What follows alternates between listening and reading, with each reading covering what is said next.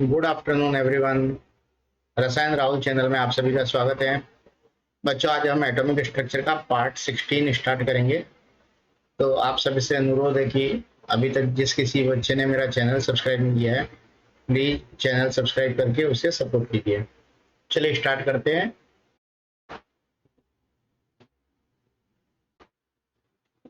देखिए बच्चों, इस पार्ट में हम इलेक्ट्रॉनिक कॉन्फ़िगरेशन के बारे में पढ़ेंगे और आपको प्रिंसिपल के बारे में पढ़ेंगे। तो सबसे पहले हम इलेक्ट्रॉनिक कॉन्फ़िगरेशन की बात करते हैं। इलेक्ट्रॉनिक कॉन्फ़िगरेशन क्या होता है कि ये जो ऑर्बिटल्स के अंदर इलेक्ट्रॉन को जो हम फील करते हैं, ये एक हाइपोथेटिकल प्रोसेस है। ठीक है, ऑर्बिटल्स में इलेक्ट्रॉन की फीलिंग का जो प्रोसेस होता है बच्चों, वो कैसा होता है? हाइपोथेटिकल होता है ना। तो यहाँ पे एक एटम को बिल्डअप किया जाता है इलेक्ट्रॉन की ऑर्बिटल में फीडिंग के साथ में, है ना। तो हम यहाँ पे इलेक्ट्रॉनिक कॉन्फ़िगरेशन क्या होता है उसको हम समझ लेते हैं। इलेक्ट्रॉनिक कॉन्फ़िगरेशन होता है कि distribution of electron in different orbital, ठीक है, is known as electronic configuration. तो इसको हम लिखते हैं the distribution of electrons in different orbitals, ठीक है। उसी को हम इलेक्ट्रॉनिक कॉन्फ़िगरेशन बोलते हैं। अब बच्चों, एक ऑर्बिटल को हम कैसे शो करते हैं? एक बॉक्स बना के ऑर्बिटल को शो करते हैं, ठीक है। अब ये तो आपका ऑर्बिटल हो गया जिसको हमने एक बॉक्स बना के शो किया है। अब इसमें यदि आपको एक इलेक्ट्रॉन भरना है तो हम उस इलेक्ट्रॉन को या तो इस तरीके की स्पिन से, है ना, जो अब मतलब अप स्पिन से हम उसको शो कर सकते हैं, अप स्पिन से शो कर सकते हैं, या फिर हम उसको डाउन स्पिन से शो कर सकते हैं, ठीक है। और यदि उस ऑर्बिटल में मैक्सिमम आपको पता है 2 इलेक्ट्रॉन हम भर सकते हैं, तो यदि 2 इलेक्ट्रॉन एक ऑर्बिटल में भरने हैं तो एक इलेक्ट्रॉन को हमेशा अप स्पिन के साथ दिखाना है और दूसरे इलेक्ट्रॉन को हमेशा डाउन स्पिन के साथ दिखाना है, ठीक है। तो ये अपोजिट स्पिन के साथ में आपको दिखाना पड़ेगा। यदि 1 इलेक्ट्रॉन है तो आप अप स्पिन या डाउन स्पिन दोनों से दिखा सकते हैं। जनरली हम अप स्पिन से दिखाते हैं। और यदि 2 इलेक्ट्रॉन है तो हम उन 2 इलेक्ट्रॉन को 2 इलेक्ट्रॉन्स विथ अपोजिट स्पिन दिखाते हैं।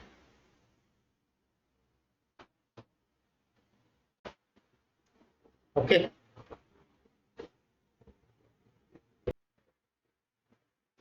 तो बच्चों ये इलेक्ट्रॉनिक कॉन्फ़िगरेशन में क्या होता है कि इलेक्ट्रॉनिक कॉन्फ़िगरेशन में चारों क्वांटम नंबर जो है वो रिफ्लेक्ट होती है, ठीक है।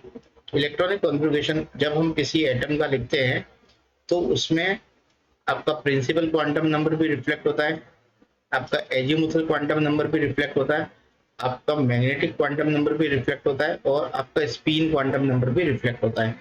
ये चारों के चारों क्वांटम नंबर रिफ्लेक्ट होते हैं, ठीक है। तो यहाँ पे हम बात करते हैं कि कैसे रिफ्लेक्ट होता है, उसको समझते हैं। एक एग्जाम्पल से मैं आपको समझाता हूँ। जैसे फॉर एग्जाम्पल, जैसे हमारे पास में एक 2px, ये आपका है 2px है अपने पास, है ना। तो 2px जो है उसको हम कैसे शो करेंगे? ये 2px, यदि यहाँ पे 2px जो है 1, ठीक है, ये आपका इलेक्ट्रॉनिक कॉन्फ़िगरेशन है। क्या है बच्चों? 2px1 इलेक्ट्रॉनिक कॉन्फ़िगरेशन है। तो 2 क्या है? आपका principal quantum number, principal principal quantum number 2 है। पी क्या है? आपका सबसेल। पी एक्स क्या है? आपका ऑर्बिटल। और 1 क्या है? आपका एक इलेक्ट्रॉन, ठीक है। और ये इलेक्ट्रॉन को हम स्पिन क्वांटम नंबर के साथ में दिखाएंगे, ऊपर या नीचे, ठीक है, इस तरीके से। मतलब यहाँ पे इसकी स्पिन के साथ में दिखता है। तो इलेक्ट्रॉनिक कॉन्फ़िगरेशन जो होता है वो चारों ही क्वांटम नंबर को रिफ्लेक्ट करता है, ठीक है। अब देखिए, इलेक्ट्रॉन की फिलिंग के लिए एक हम मतलब प्रोसेस को, प्रिंसिपल को यूज करते हैं जिसका नाम है अफबाउ प्रिंसिपल। क्या नाम है? Aufbau principal. अब हम इसको समझते हैं अफबाउ प्रिंसिपल। देखिए बच्चों, अफबाउ प्रिंसिपल ये बोलता है कि किसी भी एटम के इलेक्ट्रॉन को उसकी एनर्जी के इंक्रीजिंग ऑर्डर में भरा जाना चाहिए या भरा जाता है। ठीक है, तो यहाँ पे हम इसको लिख लेते हैं, इस स्टेटमेंट को। देखिए, the orbital are filled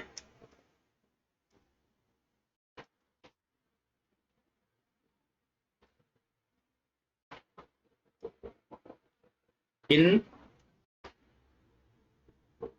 order of their increasing energies,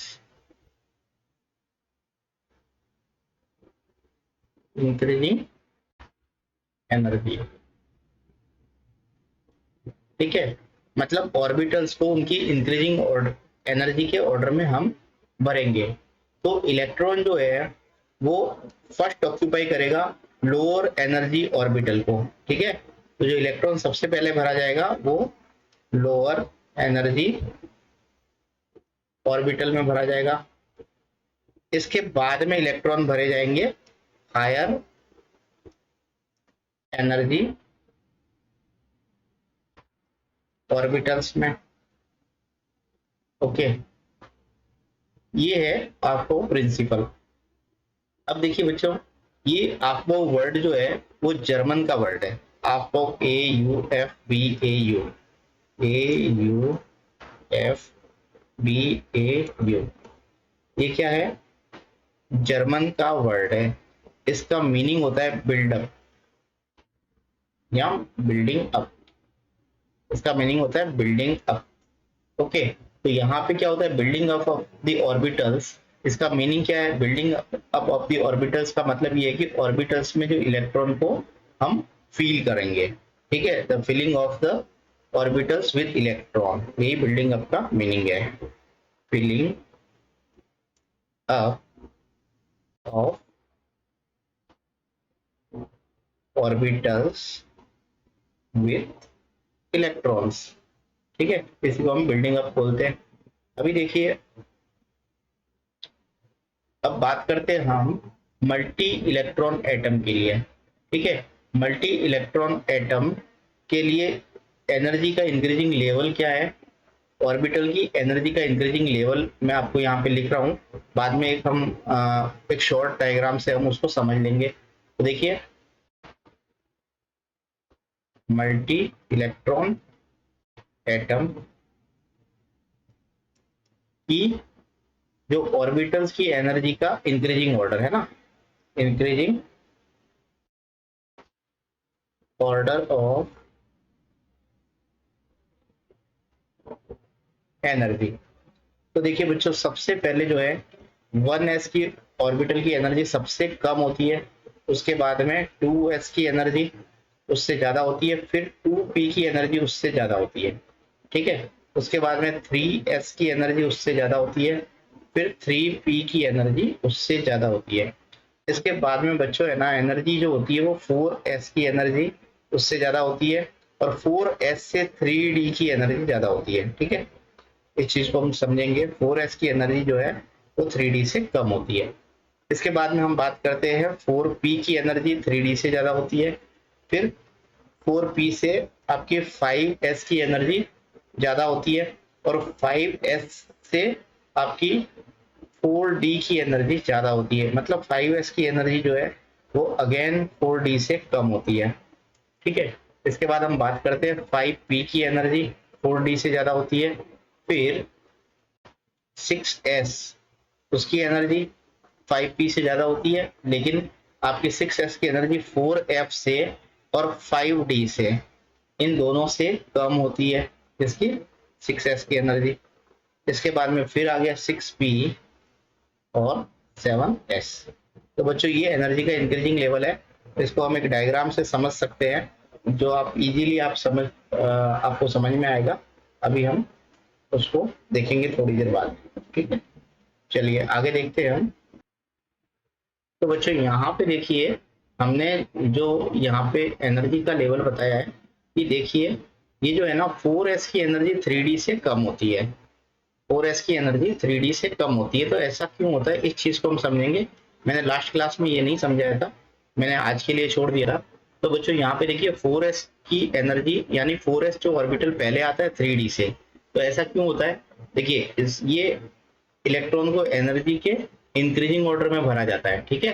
तो ये एनर्जी जो होती है बच्चों, वो डिपेंड करती है क्वांटम नंबर पे। इस पे डिपेंड करती है क्वांटम नंबर, और दो क्वांटम नंबर पे एनर्जी डिपेंड करती है, एक तो n और दूसरा l क्वांटम नंबर। और यहां से एक रूल बनता है जिसको बोलते हैं n+l रूल। क्या बोलते हैं, n+l रूल। इस रूल का दूसरा नाम है बोर-बरी रूल। क्या बोलते हैं, बोर-बरीज रूल, ये दूसरा नाम है। तो यहाँ पे हम इसके n+l रूल से इलेक्ट्रॉन को बढ़ते हैं। तो यहाँ पे देखिए जिनके लिए n+l की वैल्यू ज्यादा होती है वो हायर एनर्जी के ऑर्बिटल्स होते हैं, और जिनकी n+l की वैल्यू कम होती है वो लोअर एनर्जी के ऑर्बिटल्स होते हैं। तो लोअर एनर्जी के ऑर्बिटल्स पहले भरे जाते हैं, देन हायर एनर्जी के ऑर्बिटल्स। तो देखिए हम यहाँ पे बात करते हैं 3s, और हम यहाँ पे बात करते हैं, देखिए एक एग्जांपल लेते हैं 3s एंड 4s। इनमें किसको पहले भरा जाएगा और किसकी एनर्जी ज्यादा होगी, ठीक है। तो यहाँ पे देखिए n+l का रूल हम लागू करेंगे। तो 3s के लिए n की वैल्यू 3 है और l की वैल्यू 0 है। 4s के लिए n की वैल्यू 4 है और l की वैल्यू भी 0 है। तो यहाँ पे n+l की वैल्यू इसके लिए कितनी है, 4, और एक मिनट, यहाँ पे n+l की वैल्यू 3s के लिए कितनी है, 3, और इसके लिए n+l की वैल्यू कितनी है बच्चों, 4, ठीक है। तो एनर्जी किसकी कम हुई, n+l के इंक्रीजिंग ऑर्डर में भरा जाएगा। तो 3s पहले भरा जाएगा क्योंकि n+l की वैल्यू कम है, देन 4s भरा जाएगा, ठीक है, क्योंकि n+l की वैल्यू 4s के लिए ज्यादा है। अब इसको हम एप्लीकेबल करते हैं 3d और 4s के ऊपर, इन दोनों को देखते हैं। तो मैंने आपको बताया था कि 4s जो है वो 3d से पहले भरा जाता है। इस चीज को समझते हैं n+l रूल से। देखिए यहाँ पे n+l रूल क्या है, n की वैल्यू और l की वैल्यू दोनों देख लेते हैं। n की वैल्यू 3d के लिए 3 होती है और 4s के लिए 4 होती है। l की वैल्यू 3d के लिए 2 होती है और 4s के लिए 0 होती है। अब हम यहाँ पे n+l कर देते हैं। तो देखिए 3d के लिए n+l की वैल्यू 5 होती है और 4s के लिए n+l की वैल्यू 4 होती है। तो यहाँ पे n+l की वैल्यू 4s के लिए कम है एज कम्पेयर टू 3d। तो एनर्जी के इंक्रीजिंग ऑर्डर में भरा जाएगा, n+l की वैल्यू के इंक्रीजिंग ऑर्डर में भरा जाएगा। तो 4s पहले भरे जाएंगे और 3d बाद में भरे जाएंगे, ठीक है। तो यहाँ पे क्या है कि एनर्जी जो है वो 4s की कम है 3d से, ठीक है, ओके। तो इलेक्ट्रॉन जो है 4s में पहले भरे जाएंगे।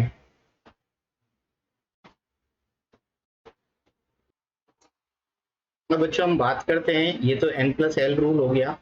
अब हम यहाँ पे बात करते हैं हमने यहाँ पे बताया कि n+l की वैल्यू ज्यादा होने पर वो एनर्जी हायर एनर्जी का ऑर्बिटल्स होगा, और n+l की वैल्यू कम होने पर वो लोअर एनर्जी का ऑर्बिटल्स होगा। तो जो लोअर एनर्जी के ऑर्बिटल्स है वो पहले भरे जाते हैं और हायर एनर्जी के ऑर्बिटल्स बाद में भरे जाते हैं। अब यहाँ पे हम एक चीज और समझते हैं कि यदि दो ऑर्बिटल के लिए यदि n+l की वैल्यू सेम है, ठीक है, दो ऑर्बिटल्स के लिए n+l की वैल्यू सेम है, तब क्या करेंगे, तब हम करेंगे कि जिस ऑर्बिटल के लिए n की वैल्यू कम है, लोअर है, उनको पहले भरा जाएगा, ठीक है। जिनके लिए n की वैल्यू कम है उसको हम पहले भरेंगे। जैसे देखिए एक एग्जांपल लेते हैं हम 2p और 3s। ये जो है इन दोनों के लिए हम n और l की वैल्यू और n+l करके देख लेते हैं। देखिए बच्चों यहाँ पे इसके लिए n की वैल्यू 2 है और इसके लिए n की वैल्यू 3 है, इसके लिए l की वैल्यू 1 है और इसके लिए l की वैल्यू 0 है। तो इनके लिए n+l की वैल्यू कितनी हो जाएगी, 3 और 3। तो यहाँ पे दोनों के लिए n+l की वैल्यू जो है वो इक्वल है 3 + 3। 3 और 3 है। तो इन ऑर्बिटल्स में किसको हम पहले भरेंगे? जिसके लिए n की वैल्यू कम होगी, जिनके लिए n की वैल्यू कम होगी। तो n की वैल्यू कम 2p के लिए है ना, 3p के लिए n की वैल्यू ज्यादा है, तो पहले कौन भरा जाएगा? 2p। तो एनर्जी किसकी कम हुई? 2p की 3s से, ये पहले भरा जाएगा। इस तरीके से हम यहाँ पे एक दो एग्जांपल और ले लेते हैं, 3p और 4s, ठीक है। और दूसरा एग्जांपल लेते हैं 3d और 4p। बच्चों यहाँ पे देखिए, इसके लिए n और l की वैल्यू देखनी है और n प्लस l करना है आपको।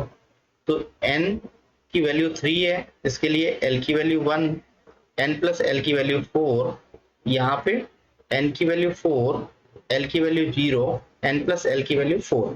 तो यहाँ पे n प्लस l की वैल्यू यहाँ पे भी सेम आ रही है।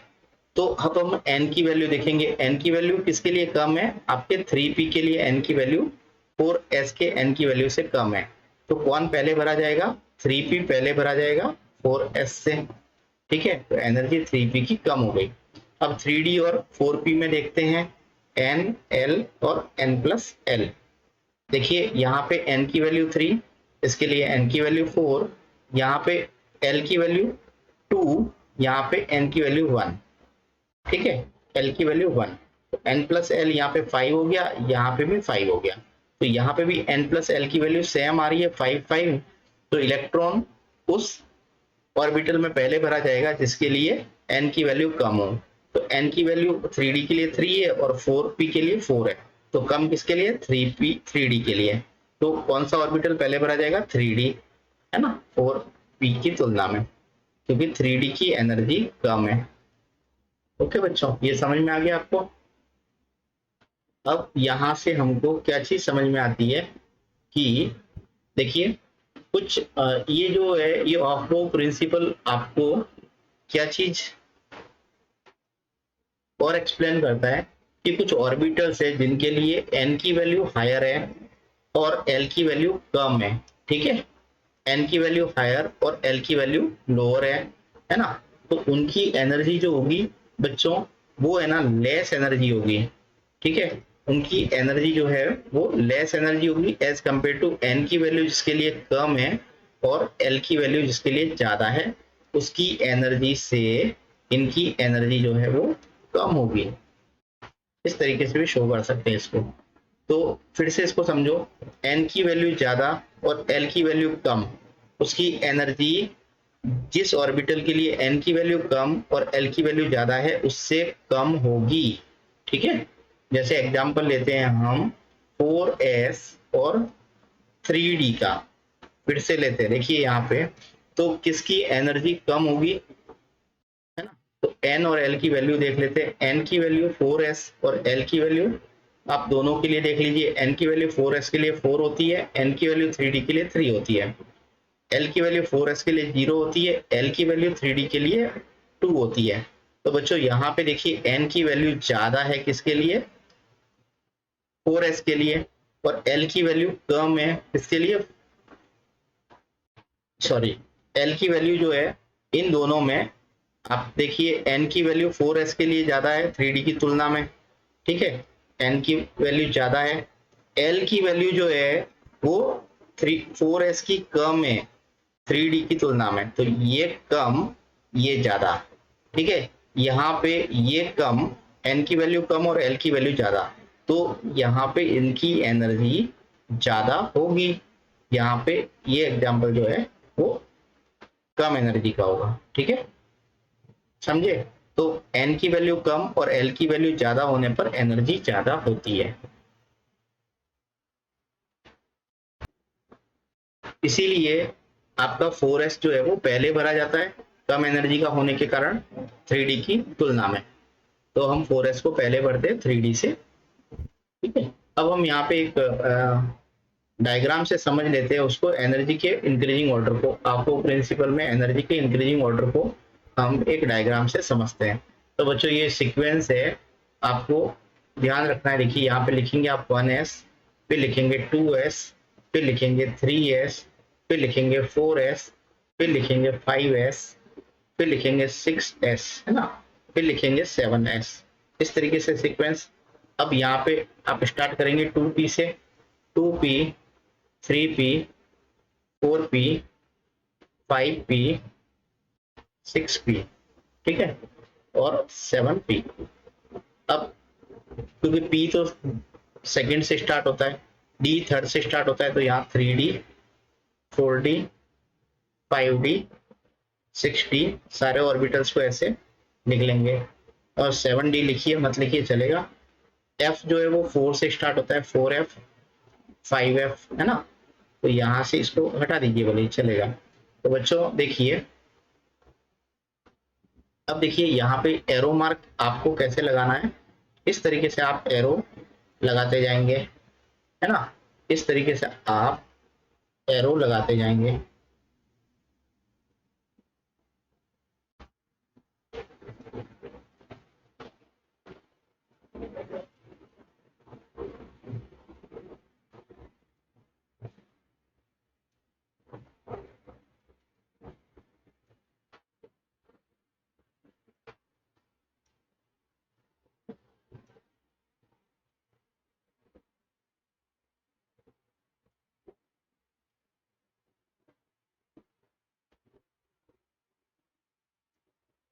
अब बच्चों देखो यहाँ पे,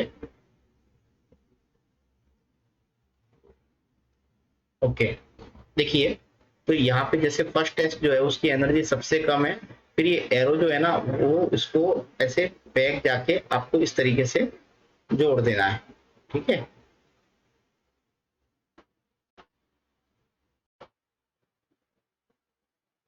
मतलब ये सीक्वेंस जो है वो जहाँ एरो खत्म होता है उसके बैक साइड से स्टार्ट होती है।